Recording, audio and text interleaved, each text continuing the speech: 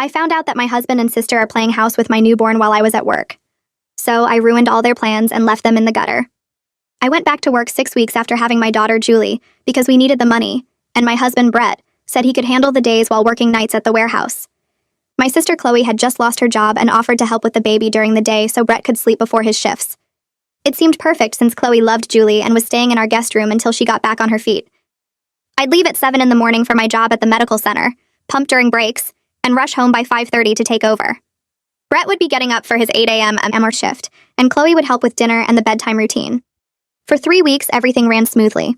Brett was getting enough sleep, Julie was happy, and Chloe seemed to really enjoy helping out. She'd send me pictures during the day of Julie's tummy time or her first real smile.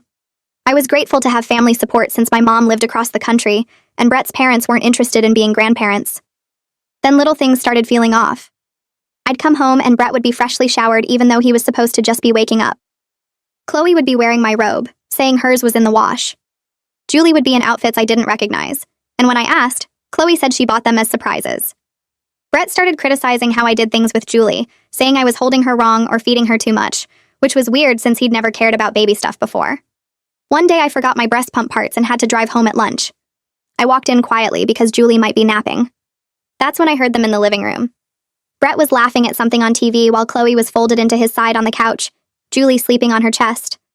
They looked like a family. I stood there watching, and Chloe said something about how this was so much better than her old life. Brett kissed the top of her head and said they made a good team. Neither of them saw me. That night, I tested them. I mentioned how tired Brett looked for someone who'd been sleeping all day. He said taking care of a baby was exhausting. Chloe jumped in saying Brett had been so hands-on with Julie, doing all the feedings and changes. But Julie was exclusively breastfed from bottles I pumped, and I'd been marking them. Half weren't being used. They were giving her formula. When I asked about it, they said Julie seemed hungrier than what I was providing. They'd made that decision together without asking me. The next morning, I called in sick but left the house like normal. I parked down the street and waited an hour before walking back. The door was locked, which was weird because I never locked it when leaving. I used my key and found Brett making breakfast in boxers while Chloe sat at the table in my silk nightgown, the one Brett bought me for our anniversary. Julie was in her bouncer between them. They were discussing weekend plans like I didn't exist. When they saw me, Brett grabbed a shirt and Chloe pulled the nightgown closed. I asked why Chloe was wearing my clothes. She said she'd spilled coffee on her pajamas. They looked at each other, having some silent conversation. That's when Julie started crying and they both rushed to her. Brett picked her up and started bouncing her the way I do. Chloe grabbed the bottle I'd prepared and handed it to him. They worked in sync, like they'd been doing this routine for weeks. I realized they had been. Every day while I was gone, they were playing house with my baby. I went to work the next day but told my supervisor I was taking my accumulated maternity leave effective immediately, just needed to wrap up some cases. She approved it for starting the following Monday. I didn't tell Brett or Chloe. Instead, I watched them closer. Brett was leaving for work later and later, sometimes not until 9. Chloe was doing our laundry together, Brett's boxers mixed with her underwear. They'd made a shared playlist on the speaker. Saturday, I said I had to go in for an emergency shift. Instead, I went to my friend Diana's house and watched our Ring doorbell camera from my phone. At 10 a.m., Chloe and Brett came out with Julie in the stroller I bought. They walked to the farmer's market holding hands, Brett pushing the stroller while Chloe linked her arm through his. They looked like every other young couple with a baby. People stopped them to coo at Julie and they'd smile, accepting compliments like proud parents. Sunday night, I acted normal. Monday morning, I got dressed for work and left.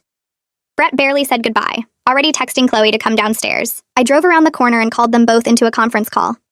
I told them my maternity leave started today so they didn't need to watch Julie anymore. Dead silence. Then Brett asked what I meant. I said I'd be home with Julie for the next 8 weeks, fully paid, so Chloe could focus on job hunting and Brett could actually sleep during the days. Chloe started stuttering about still wanting to help. I said that wouldn't be necessary since I'd enrolled Julie in Mommy and Me classes every morning. Then, while Brett was sleeping, I took his phone and checked their messages. I dropped the phone when I found out their plans. I picked the phone back up with hands that wouldn't stop shaking and kept scrolling through their messages. The conversation went back weeks, maybe longer. Brett had sent Chloe a message the day after she moved in saying how nice it was to have her around. She'd replied with a heart emoji. Then more messages about Julie, about how natural they felt together taking care of her. Chloe wrote that she'd never felt so happy and complete. Brett said he felt the same way. My throat got tight reading how they talked about me.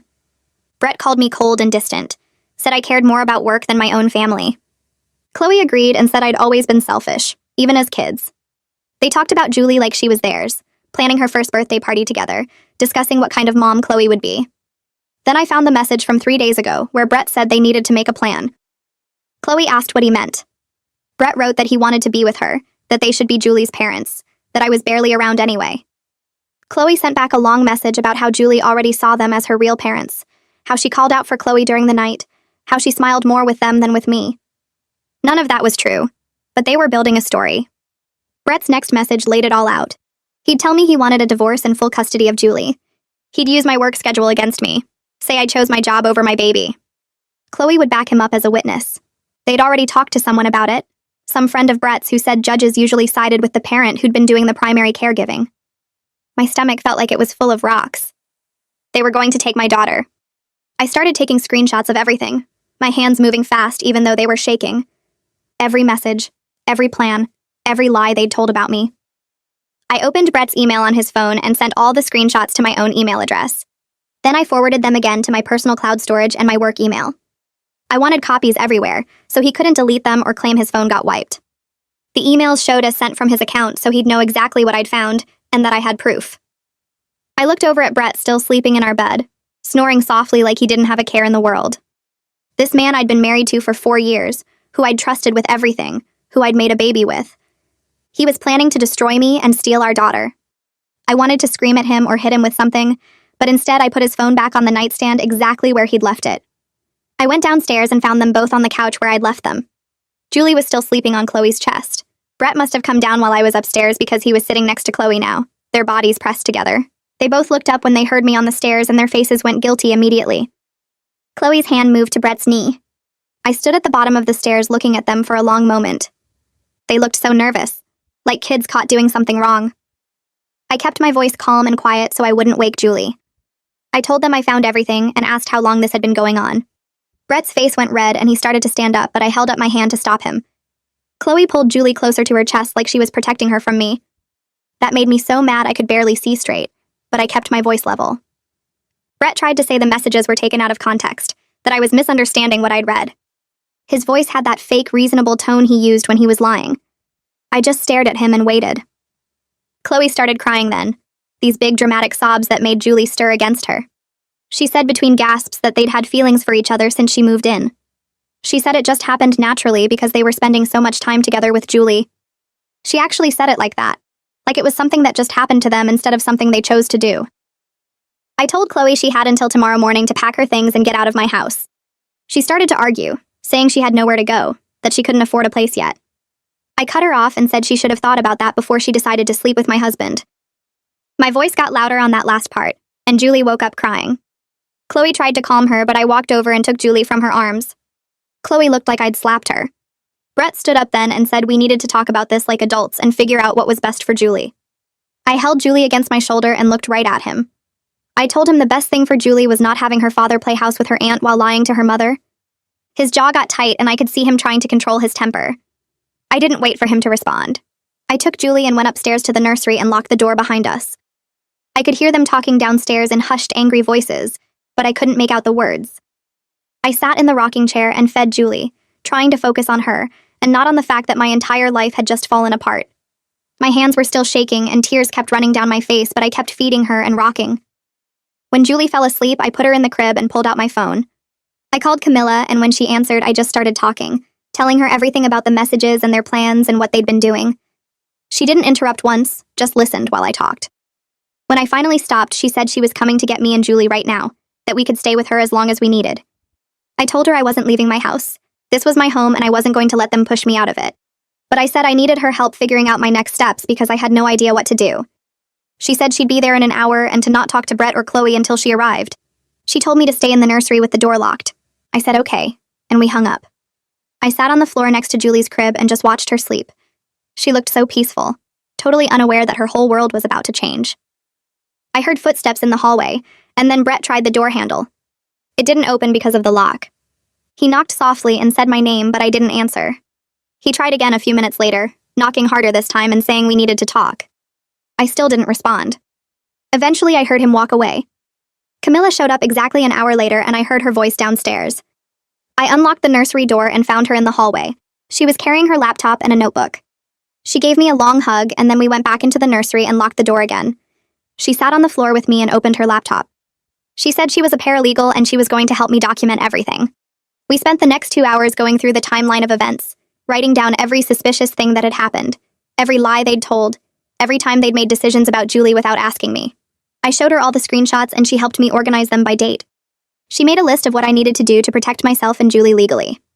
Get a lawyer first thing in the morning. Don't leave the house. Don't let Chloe be alone with Julie. Document everything Brett says and does.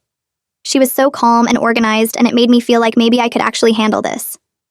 When she finally left around midnight, I tried to sleep, but I couldn't. I lay on the floor next to Julie's bassinet, watching her breathe and running through everything in my head over and over. How had I missed all the signs? How long had they been planning this? What else had they lied about? Brett tried the door 2 more times during the night, but I pretended to be asleep. I heard him walk away both times. I barely slept at all, maybe an hour total. Every time I closed my eyes, I saw those messages or pictured them together with Julie. By the time the sun came up, I felt sick and exhausted, but I also felt something else. I felt determined. They weren't going to take my daughter from me, and they weren't going to make me the bad guy in this story. I had evidence and I had a plan, and I was going to fight back with everything I had. The sun came up around 6 and I heard movement downstairs. I picked up Julie and went to check Chloe's room. The door was open and the bed was stripped. Her clothes were gone from the closet and the dresser drawers hung open and empty. She'd left some makeup containers on the bathroom counter and a few hangers on the floor, but otherwise it looked like she'd never been there. I went downstairs with Julie and found Brett sitting at the kitchen table still wearing yesterday's clothes. He looked up when I walked in and opened his mouth to say something, but I walked past him to make Julie's bottle. He watched me measure the formula and warm the water. I sat in the living room to feed her, and he followed me in and sat on the other couch. He said we needed to talk about our marriage and what we were going to do. I didn't look at him. I told him there was nothing to talk about except divorce terms. His face went pale and he leaned forward with his elbows on his knees. He said I was being rash and we should try counseling first, that every marriage goes through rough patches. I actually laughed out loud at that. I asked him if he went to counseling before he decided to sleep with my sister. He sat back like I'd slapped him. Then his whole face changed and he got defensive. He said I was never home anyway, that I was always at work or too tired to pay attention to him when I got back. He said Chloe made him feel appreciated and noticed, that she actually cared about how his day went. I finished feeding Julie and put her over my shoulder to burp her. I told him I was going to call my supervisor and take the rest of my maternity leave. He asked what that meant for us and I said there was no us anymore. I took Julie upstairs and changed her diaper and put her down for her morning nap. Then I went into my bedroom and called Anya. I explained that I was dealing with some personal issues and needed to extend my leave. She didn't ask questions. She just said to take the full 12 weeks and my job would be waiting when I was ready. She told me to focus on my baby and myself and not worry about work. I thanked her and hung up. Brett tried to talk to me 2 more times that day, but I ignored him completely. That night, he moved his stuff into the guest room without me asking him to. The next 2 days were silent and tense. He kept trying to start conversations about working things out, but I'd walk away or leave the room. I focused entirely on Julie and taking care of myself. I called Camilla on the second day and asked if she still had that lawyer's contact information. She texted me Fletcher Cleary's number within 5 minutes. I called his office and explained my situation to the receptionist. She said he was completely booked, but when I mentioned the affair and custody concerns, she put me on hold. Fletcher got on the line and told me to come in that afternoon at 3. I packed up all the screenshots and printed out the text messages. I made a timeline of everything that had happened and put together the photos from the Ring camera. I showed up at Fletcher's office with Julie in her car seat and a folder full of evidence. He was maybe 40 with gray starting at his temples, and he shook my hand and offered me coffee. We sat in his conference room and I laid everything out. He went through each message carefully and made notes. He looked at the Ring camera photos for a long time. Then he leaned back in his chair and told me I had a strong case for full custody. He said the affair was bad enough, but their plan to alienate me from Julie and claim I was an absent mother was going to work against Brett badly. He explained that Brett's night shift schedule meant he couldn't actually be Julie's primary caregiver during the day like he was claiming. The fact that they'd been feeding her formula without my knowledge and leaving her with Chloe while he slept completely destroyed any argument that he was the primary parent. Fletcher said we should file immediately and ask for temporary full custody while the divorce was pending. I signed the retainer agreement that afternoon. Fletcher filed the divorce papers 3 days later. He had Brett served at the warehouse during his shift. Brett came home around midnight and slammed the front door so hard it shook the walls. He came upstairs and pounded on my bedroom door. I opened it with Julie in my arms and he started yelling about how I blindsided him and didn't even try to save our marriage. I kept my voice calm and quiet because Julie was sleeping. I told him he was planning to divorce me anyway, according to his messages with Chloe. I just beat him to it. He tried to argue, but I closed the door in his face and locked it. The next week, Brett hired Lee Takahashi as his attorney. I got a letter in the mail claiming that Brett had been Julie's primary caregiver during the day while I worked, and he deserved 50-50 custody. The letter said I had abandoned my infant daughter to go back to work, and left her care entirely to Brett. It made me so angry I had to put it down and walk away. I called Fletcher and read him the letter. He told me not to worry and to send him everything I had about the formula feeding and Chloe's involvement. I forwarded him the Ring camera footage showing Brett and Chloe leaving the house with Julie while I was supposedly at work. I sent him the photos of them at the farmer's market holding hands.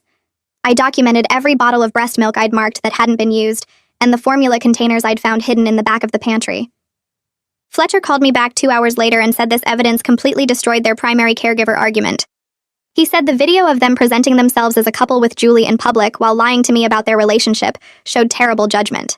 The fact that they'd made major decisions about Julie's feeding without consulting me as her mother demonstrated they weren't putting her best interests first. 2 days after Fletcher laid out the evidence, Brett's mom, Melanie, called me for the first time since Julie was born. Her voice came through the phone all sweet and concerned, asking how I was doing and saying she'd heard Brett and I were having some trouble. I stayed quiet and let her talk. She went on about how families need to stick together, especially when there's a baby involved, and how Julie deserves to have both her parents in the same house. I waited until she finished her whole speech before I responded. I told her she didn't give a single thought to Julie being her granddaughter until Brett needed someone to make him look good in court. She started to argue, but I cut her off and said if she actually cared about Julie, she would have shown up in the last 3 months instead of now when her son was facing consequences. She got quiet and then tried a different approach, saying Brett made a mistake but he loves Julie and I shouldn't keep them apart. I reminded her that Brett was planning to keep Julie from me permanently with Chloe, so her concern seemed pretty selective. She hung up on me after that. The next morning my phone rang again, and this time it was Chloe. I almost didn't answer, but something made me pick up. She was crying so hard I could barely understand her at first. She kept saying she was so sorry, and she never meant to hurt me, and she didn't know how things got so messed up. I sat there listening to her sob and apologize, talking about how she realizes now what she did was terrible, and she wishes she could take it all back. She said she was staying with a friend across town and she missed Julie and she missed me. Part of me wanted to scream at her, to tell her exactly what I thought about her sleeping with my husband and trying to steal my baby. But I didn't say anything at all. I just hung up the phone and blocked her number. I didn't owe her forgiveness or closure or anything else. I called my mom that afternoon and told her everything that had happened, the affair, the messages, the custody battle, all of it. She was on a plane the next day. When I picked her up from the airport, she hugged me so tight I almost started crying for the first time since I found those messages. She was absolutely furious with both Brett and Chloe. On the drive home, she kept saying she couldn't believe her own daughter would do something like that, and how could Brett think he could get away with planning to take Julie from me? The minute we got to the house, she took over with Julie, so I could focus on getting ready for court. She did all the feedings I wasn't doing myself, handled the diaper changes, rocked Julie to sleep, and basically made sure I had time to meet with Fletcher and organize all my evidence. Having her there made everything feel slightly less impossible. A week later, I got a notice that the court was ordering us to try mediation before we could move forward with contested custody. Fletcher said this was standard procedure and I needed to go even though it probably wouldn't work. I agreed because I had to, but I already knew I wasn't going to compromise on Julie living with me full-time. Brett could have visits, but Julie's home was with me. The mediation happened in a conference room at the courthouse with a mediator named Mrs. Richardson, who looked about 60 and seemed tired before we even started. Lee sat next to Brett on one side of the table while Fletcher and I sat on the other. Mrs. Richardson explained the process and said she hoped we could reach an agreement that was best for Julie without having to go to trial. Then she asked Lee to present Brett's position. Lee started talking about how Brett had been Julie's daytime parent for the first 3 months of her life while I went back to work. He said Brett had been hands-on with all of Julie's care, feeding her, changing her, putting her down for naps, and he deserved equal parenting time because he'd proven he could handle it. I felt Fletcher shift in his seat next to me, and I knew he was ready. When Lee finished, Fletcher pulled out the folder with all my evidence. He explained that Brett was supposed to be sleeping during the day while working nights, and that my sister Chloe had actually been the one watching Julie. He showed the formula containers and the marked breast milk bottles that proved they'd been making feeding decisions without consulting me. Then he pointed out that if Brett was really Julie's primary daytime caregiver, he wouldn't have needed Chloe there at all. Lee looked annoyed but tried to argue that Chloe was just helping out as family support. Richardson held up her hand and turned to Brett directly. She asked him to explain his relationship with Chloe and exactly how involved she was in Julie's daily care. Brett's face got red and he glanced at Lee before answering. He admitted that Chloe had helped with Julie, but he tried to make it sound minor, saying she was just supporting the family and being a good aunt. Mrs. Richardson asked if Chloe lived in our home, and Brett had to say yes. She asked if Chloe was present during the day while he was supposed to be sleeping, and again he had to say yes. Fletcher saw his opening and pulled out his phone. He'd loaded the Ring camera footage onto it, and he slid it across the table to Mrs. Richardson. The video showed Brett and Chloe leaving the house with Julie in the stroller, walking to the farmer's market holding hands and stopping to talk to people who clearly thought they were a couple with a baby. Brett's face went from red to almost purple. Lee looked completely frustrated and asked Brett why he hadn't disclosed this. Brett started stammering about how it wasn't what it looked like, but Fletcher cut in with the text messages. He'd printed out the ones where Brett and Chloe discussed their relationship and their plans to be together with Julie. Richardson read through them with her mouth pressed into a thin line. She asked if Brett and Chloe were romantically involved, and Brett finally admitted they were. She asked how long this had been going on, and Brett said about a month. I spoke up for the first time and said it had been going on since at least 3 weeks after Julie was born, based on the messages. Mrs. Richardson looked at me and asked what custody arrangement I was willing to agree to. I said Brett could have daytime visits, but I wasn't comfortable with overnight visits until Julie was older and fully weaned from breastfeeding. Brett exploded. He said I was being vindictive and using Julie as a weapon to punish him. He said I was trying to keep his daughter away from him just because I was mad about Chloe. I stayed calm and said he was the one who planned to keep Julie from me permanently, so he could handle supervised visits for a few months until we had a final custody order. Mrs. Richardson tried to get us to compromise, but I wouldn't budge on the overnight visits, and Brett wouldn't accept anything less than 50-50 custody. After 2 hours, she declared the mediation unsuccessful and said we'd have to let a judge decide. Fletcher filed for temporary full custody the next day. He argued that Julie was still very young and exclusively breastfed, that I was her primary parent and had been since birth, and that Brett's relationship with Chloe showed poor judgment when it came to Julie's care. The hearing for temporary custody happened a week later. The judge read through all the evidence, looked at the Ring camera footage, and reviewed the text messages. She asked Brett's attorney if he had any evidence that Brett had been Julie's primary caregiver, and Lee couldn't produce anything solid. The judge granted me temporary full custody pending the final hearing. She said Brett could have supervised daytime visits 3 times a week at my discretion, meaning I got to decide when and where they happened.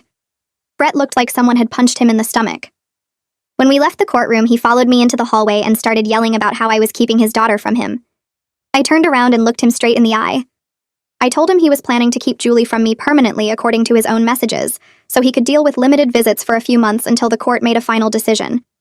He tried to argue, but Fletcher stepped between us and told Brett to communicate through his attorney from now on.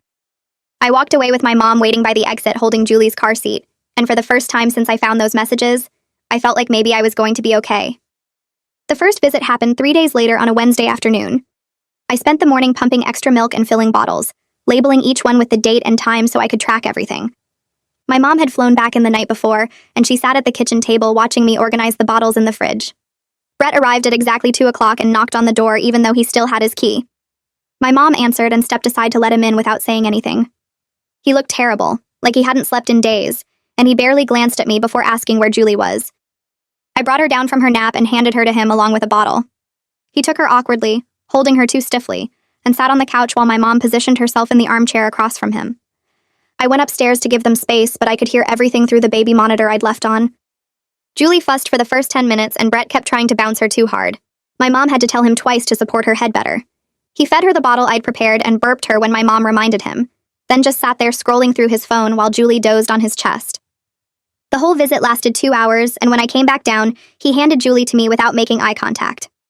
My mom walked him to the door, and I heard her tell him his next visit was Friday at the same time. Friday's visit started the same way, but 20 minutes in, someone knocked on the door. My mom answered it, and I heard Chloe's voice asking if she could come in. My mom said no. This was Brett's time with his daughter, and Chloe needed to leave. Chloe started saying something about just wanting to help with Julie, but my mom cut her off and said if Brett wanted to see Julie, his mistress needed to stay away from this house. Brett heard everything from the living room and stood up, still holding Julie. He came to the doorway and told my mom that Chloe had every right to be there. My mom turned around and looked at him with this cold expression I'd never seen before. She told him the court order said nothing about Chloe being present during visits, and if he pushed it, she'd call Fletcher right now and have the visits moved to a supervised facility. Brett's face went red, but he didn't argue. Chloe left, and my mom closed the door, then went back to her chair like nothing had happened. Brett barely interacted with Julie for the rest of the visit, just held her and stared at the wall. I made an appointment with a therapist named Dr. Sarah Abel for the following Tuesday. I sat in her office for an hour and told her everything, The affair, the messages, the custody battle, how I couldn't even look at Brett without wanting to scream. She listened without interrupting, and when I finished, she asked me what I wanted for Julie's relationship with her father. I said I wanted Julie to have a dad who actually cared about her, not someone who only wanted custody to win against me. Doctor.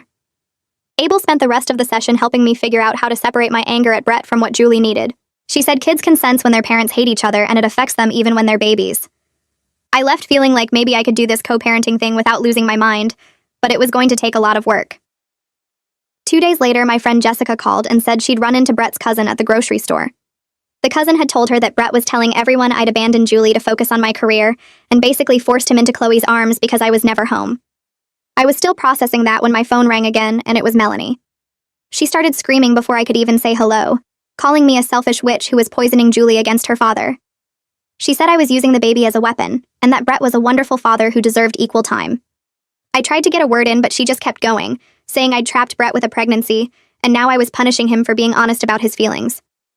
I finally told her that Brett had been planning to take Julie from me completely, according to his own text messages. Then I hung up. She called back 4 times, but I didn't answer.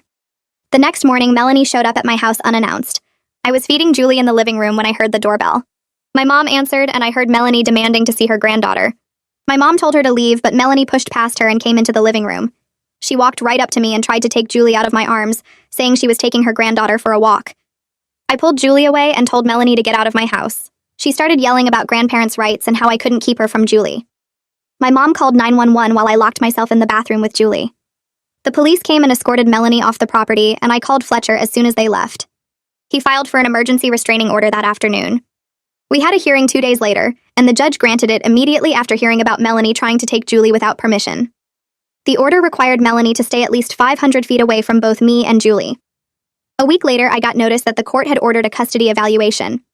The evaluator was a family therapist named Rosanna Muller, who specialized in cases involving infants. The notice said she'd be interviewing both Brett and me separately, observing us with Julie, and then making recommendations to the judge about custody arrangements. Fletcher said this was standard procedure and that I shouldn't worry because I was clearly Julie's primary parent. My evaluation was scheduled for the following Thursday at 10 a.m. at Rosanna's office. I showed up 15 minutes early with Julie in her car seat and a diaper bag packed with everything we might need. Rosanna's office was in a building downtown, and her waiting room had toys and books scattered around, even though Julie was too young for any of them. Rosanna came out exactly at 10, a woman in her 50s with gray hair pulled back in a bun and kind eyes behind wire-rimmed glasses. She shook my hand and invited me into her office, which had a comfortable couch and a play area set up in the corner. She asked me to sit down and started with basic questions about my work schedule, my parenting approach, and how I'd been managing since Julie was born. I answered everything honestly, explaining how I'd gone back to work at 6 weeks because we needed the money, and how I'd been pumping and rushing home every day to be with Julie. She asked about Brett and Chloe, and I told her about finding the messages and their plans to keep Julie from me. Rosanna took notes but didn't react, just kept asking questions in this calm, neutral voice. After about 2 hours of talking, she asked me to feed Julie and put her down for a nap so she could observe. I warmed a bottle I'd brought and fed Julie while Rosanna watched, then changed her diaper and rocked her to sleep. Rosanna made more notes and thanked me for coming in. Brett had his evaluation the following week. I didn't hear anything about it directly, but Fletcher called me afterward and said Rosanna had observed Brett during one of his visits at my house. According to Fletcher, Rosanna's notes mentioned that Brett seemed uncomfortable with basic baby care tasks and frequently checked his phone instead of engaging with Julie. She'd watched him struggle to change Julie's diaper and give her a bottle, and noted that he'd asked my mom for help multiple times during the 2-hour visit. Fletcher said this would likely work in our favor when Rosanna made her final recommendations to the judge. At the next court date, Lee stood up and argued that I was alienating Julie from her father by limiting his visitation time. He said I was being vindictive and using the baby to punish Brett for the affair. Fletcher immediately objected and presented evidence that I'd actually offered Brett additional visits on multiple occasions. He had emails where I'd suggested weekend visits or evening visits, and Brett had declined all of them because they conflicted with his warehouse schedule. Fletcher pointed out that Brett was choosing work over time with his daughter, not me limiting his access. The judge reviewed the evidence and made a note in her file but didn't make any rulings that day. I found out through mutual friends that Brett and Chloe were still together and had moved into an apartment across town. Someone had seen them at Target buying furniture, and they were wearing matching hoodies like some kind of couple's outfit. The betrayal hit me all over again, this sharp pain in my chest that made it hard to breathe for a minute. But then I looked at Julie sleeping in her bassinet next to my bed, and I felt this wave of certainty wash over me. I'd made the right decision to divorce him. Whatever Brett and Chloe had together was built on lies and betrayal, and I didn't want any part of that in my life or Julie's life. I wanted something real and honest, even if that meant being alone for a while. A week later, Fletcher called to tell me Rosanna's custody evaluation report was ready and had been filed with the court. He emailed me a copy and I read through it 3 times, my hands shaking as I held Julie against my chest.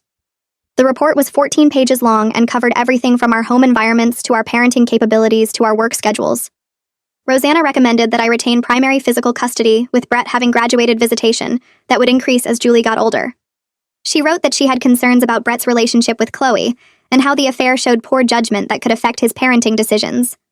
She noted that I had demonstrated consistent, competent care of Julie and had a stable support system through my mom and my job. Brett's section mentioned his discomfort with basic baby care tasks and his tendency to prioritize work over additional time with Julie. The report felt like validation, like someone official had seen what I'd been seeing and agreed that Julie belonged with me. 2 days before the next court hearing, Lee filed a motion to have Rosanna's report thrown out. He claimed she was biased against Brett because she'd spent more time observing him during visits at my house where he was uncomfortable. He argued that the evaluation was flawed and shouldn't be allowed as evidence. Fletcher called me right away and told me not to worry, that judges rarely threw out custody evaluations and Lee was just trying to create doubt. At the hearing, the judge reviewed Lee's motion and asked Rosanna to testify about her evaluation process. Rosanna explained that she'd offered Brett the option to be observed in a neutral location, or his own apartment, but he'd declined both, saying my house was more convenient for his schedule. She walked through her methodology and her credentials, and the judge denied Lee's motion within 10 minutes. The report stood and would be part of the evidence for the final custody hearing. I watched Brett's face turn red as the judge spoke, and Lee put a hand on his arm to keep him from saying something. 2 weeks before the final hearing was scheduled, Fletcher forwarded me an email from Lee with a settlement offer. Brett was willing to agree that I keep primary physical custody if he got standard visitation every other weekend, and 1 evening per week once Julie was weaned. It was basically exactly what I'd wanted from the very beginning, before all the legal fighting and the custody evaluation, and the thousands of dollars in attorney fees. Fletcher called me that afternoon and walked me through the pros and cons. He said we could go to trial and potentially get even more favorable terms, but trials were unpredictable and judges sometimes made surprising decisions. The settlement gave me certainty, and avoided putting Julie through a contested custody battle where Brett might say terrible things about me on the stand. I told Fletcher I wanted to accept it. The relief I felt was physical, like I could finally breathe properly after months of holding my breath. We finalized everything in the judge's chambers on a Tuesday morning. Brett sat across the table from me looking miserable, his eyes red like he hadn't slept. We went through each section of the agreement with our attorneys and the judge, signing our initials on every page. The judge made it very clear that if Brett violated the custody order, he would face serious consequences, including potential loss of visitation rights. Brett nodded and signed the final page, and then it was done. My marriage was over and Julie's custody was decided, and I had my life back. My mom stayed for another month after the divorce was finalized. She was incredible with Julie, taking over the night feedings so I could sleep and cooking meals I could freeze for later, and just being there when I needed to cry or vent or laugh about something ridiculous. She helped me set up routines that worked for both of us without relying on anyone else. We created a schedule for Julie's naps and meals and playtime that I could manage on my own. She showed me how to prep bottles for the week and organize Julie's clothes by size and keep the house from becoming a disaster zone. When she finally flew home, I felt ready instead of scared. The weeks after my mom left were strange but good. I started sleeping better because Julie was sleeping better and I wasn't constantly stressed about court dates or Brett's next legal move. The betrayal still hurt when I let myself think about it, but I was thinking about it less and less. Julie was thriving, hitting all her milestones and smiling more and becoming this little person with her own personality. I had a clear path forward that didn't involve Brett's lies or Chloe's presence poisoning my home. I could make decisions about Julie without checking with anyone or worrying about being undermined. The house felt like mine again instead of a place I was trapped sharing with people who'd betrayed me. Brett's first official visitation weekend came on a Saturday morning. He showed up at exactly 9 o'clock like the custody agreement specified, which surprised me. My mom had flown back out for the weekend to supervise the handoff and make sure I was okay. I handed Julie over with her diaper bag and bottles and written instructions, even though Brett should have known her routine by now. Julie seemed fine with him, reaching for his face and babbling like she always did. He took her carefully and thanked me in this formal voice and left. I watched him buckle her into the car seat I'd bought specifically for his car and drive away. My mom made me tea and we sat on the couch and I cried a little bit. Not because I was sad, but because it felt like this huge chapter was really ending. When Brett brought Julie back Sunday evening, she was happy and clean and fed. He'd followed all my instructions and even sent me pictures during the weekend so I could see she was okay. It gave me hope that maybe we could make this co-parenting thing work eventually, that we could both put Julie first, even if we couldn't stand each other. That week, I blocked Chloe on my phone, on social media, on email, everywhere. I told my mom I didn't want to hear any updates about her, not where she was living or who she was dating or whether she felt bad about what she'd done. My mom respected that completely and stopped mentioning Chloe at all. It helped more than I expected, not having her name come up in conversation or seeing her face pop up online. I could start to heal from that particular betrayal without constant reminders. Work welcomed me back with so much understanding it made me emotional. Anya had held my position and actually gave me a slight schedule adjustment so I could drop Julie at daycare and still make it to work on time. She let me shift my hours to accommodate Brett's visitation schedule and pumping breaks. My coworkers had bought gifts for Julie and asked to see pictures and genuinely seemed happy I was back. It made balancing everything feel manageable instead of impossible, knowing I had support at work and not just judgment for being a single mom. A few weeks later, Camilla told me about a single-parent support group that met at the community center twice a month on Tuesday evenings. I almost didn't go to the first meeting because leaving Julie with a babysitter felt wrong, but my mom convinced me I needed adult time with people who understood what I was going through. The group had about 12 people, mostly moms but a few dads too, and everyone's story was different, but somehow the same. One woman's husband left her when their twins were 3 months old.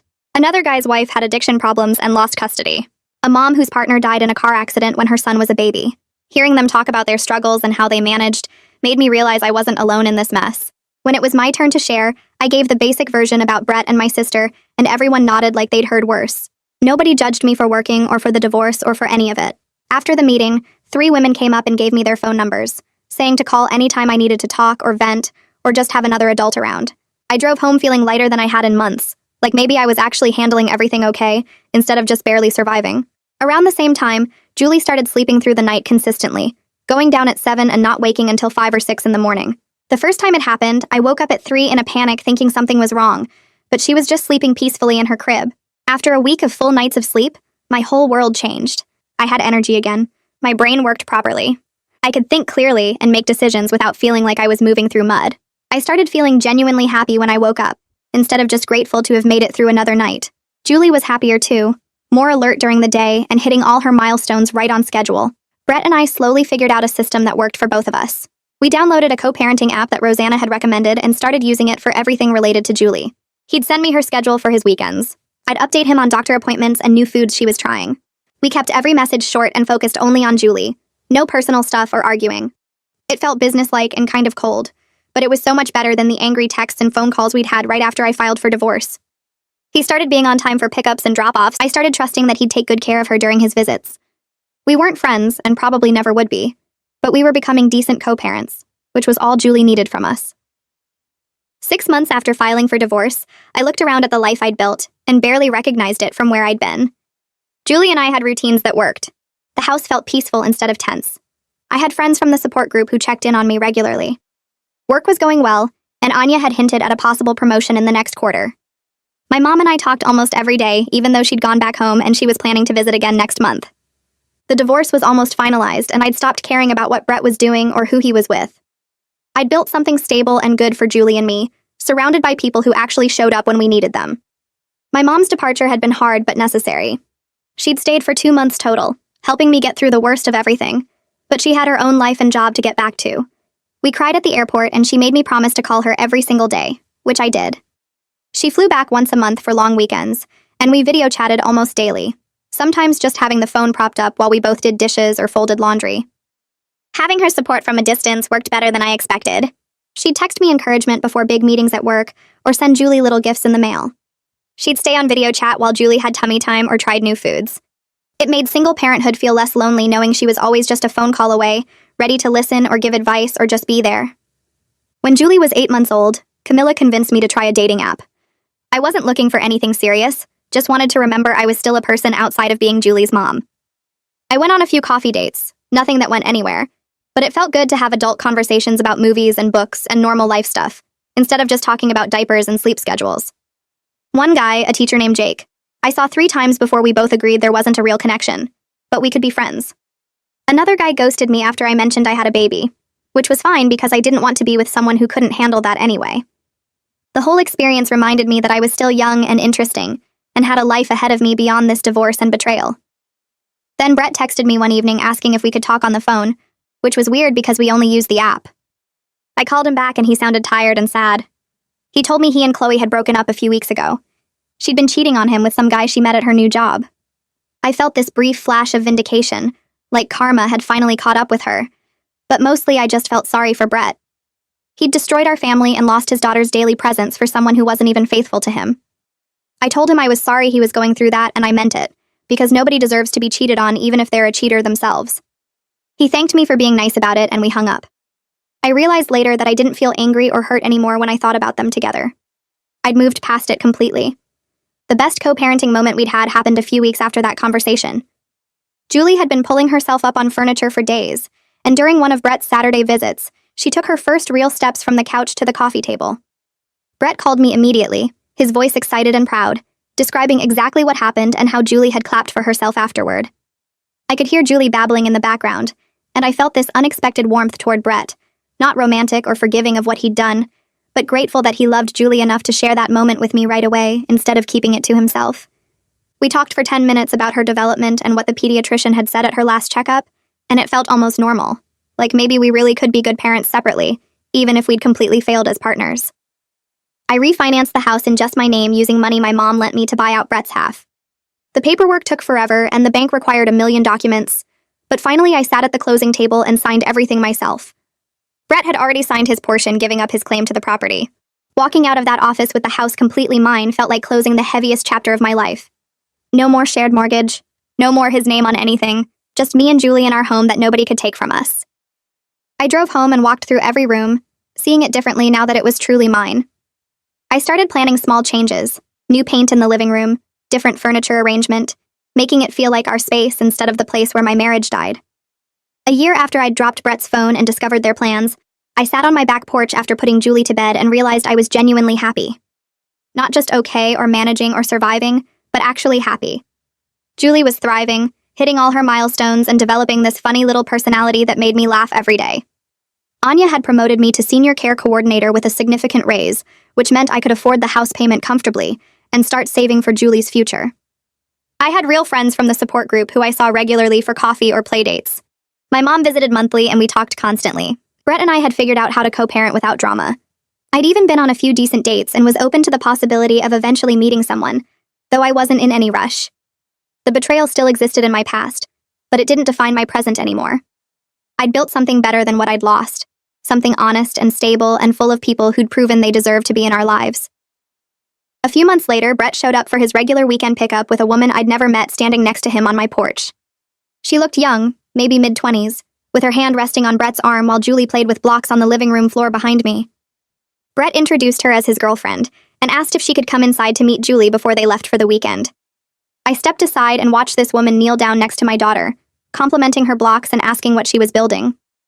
Julie showed her the tower she'd made, and the woman smiled genuinely, not trying too hard or acting fake.